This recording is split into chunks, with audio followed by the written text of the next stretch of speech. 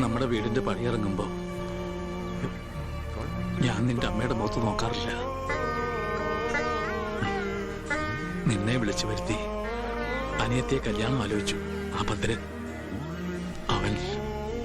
അവൻ ചോദിച്ചത് അനിയത്തിയെ തന്നെയാ, കവിത മോളെ അല്ല, മറ്റൊരനിയത്തിയെ.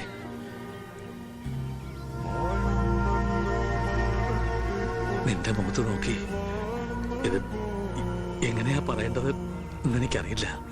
പക്ഷെ പറയാതെ പോയാൽ അതൊരു വലിയ പാപമായിരിക്കും. മോനെ, അച്ഛന് മറ്റൊരു കുടുംബമുണ്ട്. അതിൽ 2 മക്കളുണ്ട്.